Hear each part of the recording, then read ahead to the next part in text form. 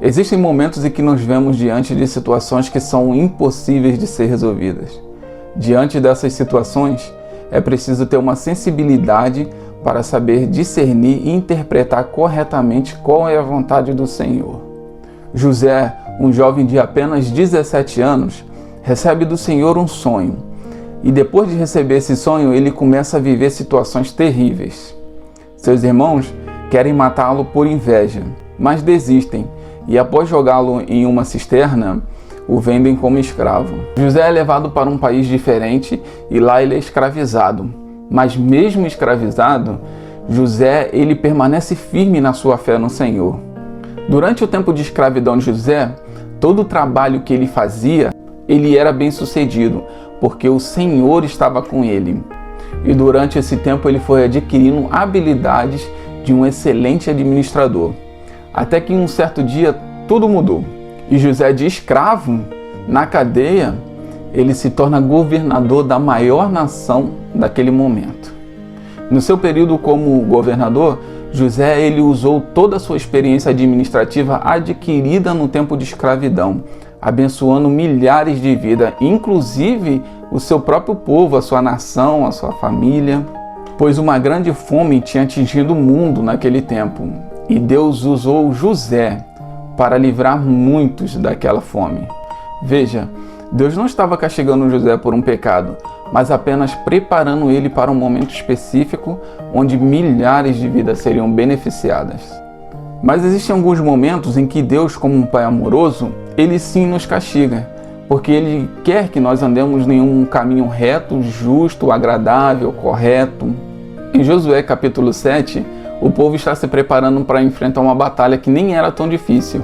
Depois de ter ganhado batalhas extremamente mais difíceis, o povo perde uma batalha considerada por eles mesmos fácil. Então Josué, desesperado, ele se prostra em terra, não entendendo o porquê daquela situação, pois as vitórias alcançadas nas batalhas anteriores vinham da providência do Senhor.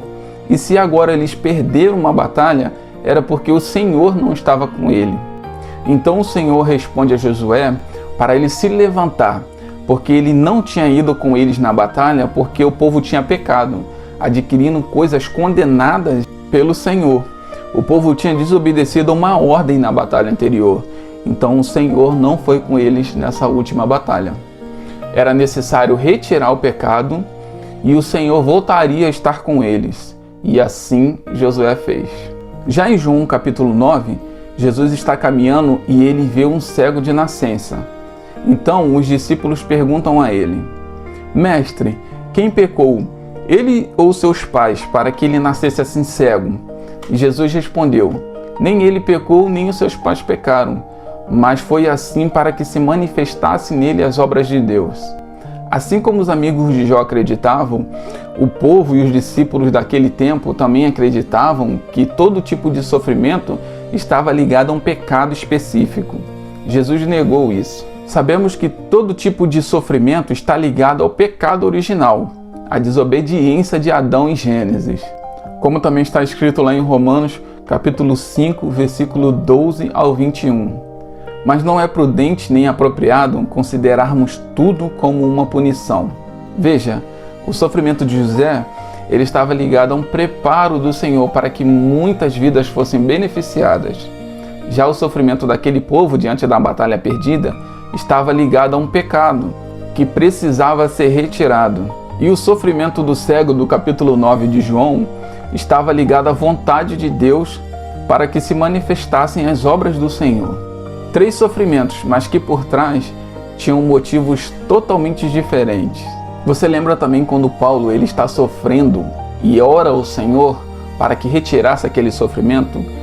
Ele cita até esse sofrimento como um espinho na carne.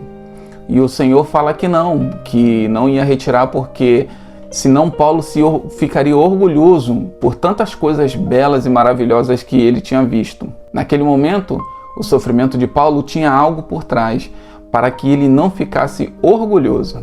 É necessário sim um exame com discernimento para sabermos interpretar corretamente em qual momento nós estamos, mas em todos os momentos da nossa vida, glorificar o nome do Senhor.